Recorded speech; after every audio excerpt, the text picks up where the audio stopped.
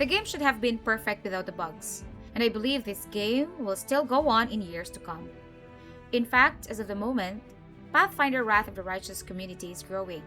You would see a lot of people sharing their builds, how to defeat difficult enemies, how to make your run-through easy and fun, and so many other things.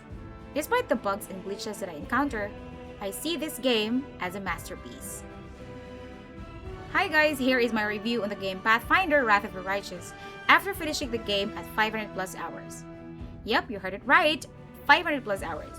I'm sure that strictly my gameplay is not exactly 500 plus hours because most of it I spend reading class description, feat description, stories, and so on and so forth. But I enjoyed reading it as my mind went crazy of imagining many things as to what possible character I can build. Before saying many more things about the Pathfinder Wrath of the Righteous, let us properly start the review. Massive story to uncover. Your story starts at Cadabras, a city near the Whirlwind, where the opening of a rift to the abyss has unleashed all-consuming terror across the land. For hundreds of years, different nations have fought courageously, trying to drive the demon hordes back, but to no avail. Now you arrive at the city trying to uncover your own story and at the same time given a chance to put all this conflict to the end. Where will your choices lead you? Will you be an angel backed by holy warriors? Or a powerful evil wizard and become lich to lead undead thralls to fight off demons? Or succumb to the rage within you and challenge the mightiest of demons? Or be a master of your own destiny and send the demons back to the abyss by your own power? Your crusade will be your own, and the world of Golarion will forever change. The choices of how to approach the game is so massive. At the start, you create your own imagined character with so much flexibility and depth of the Pathfinder 1st Edition rule set. There are 25 classes, not including the subclasses of each classes, 12 races, and more than 1,000 spells, feats, and abilities to suit your personal playstyle. The first time you make your own character, it will be overwhelming, especially if you have no background of the Pathfinder games.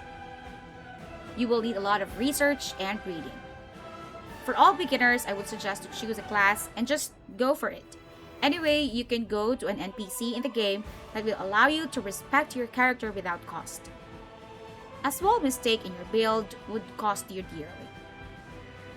Real time with pause and turn-based mode. The best thing that I like Owlcats did to Pathfinder Wrath of the Righteous is putting the turn-based system.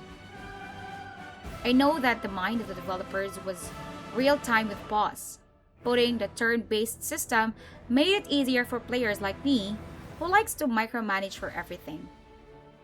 And if it becomes boring because the enemy is so easy, you can easily shift to the real time with pause mods by pressing T. Or if you're a player that likes to just simply go out and let your party do the fighting for you, you can also do that. And if it becomes too difficult and you need to micromanage, you simply press T. It is so easy to switch from real time with pause to turn-based system and vice versa. Mythic Paths. What makes the game different from other CRPG games out there is the Mythic Paths. Mythic Paths are special paths that your character can choose during adventures. The mythic paths that you unlock will depend on the choices you make in the game. At present, there are 10 mythic paths in Pathfinder Wrath of the Righteous.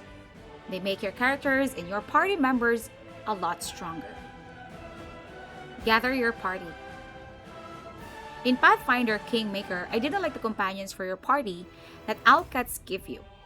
They are terrible in what they do. They are useless. However, Owlcats improved a lot the companions that they will give you.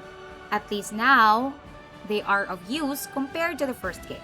Of course, they will mess up some of the feats to give you a chance for your own creativity. The story background for each character is interesting. In fact, I tried completing all companion quests to reveal their own story. Their story would also depend on the choices you make for them. Could have been perfect. If not for the bugs, this game could be a perfect game. I also understand that since the game is so massive. But these bugs are not game-breaking. The common bug that I encounter is that when I am in turn-based mode and that I would just get stuck.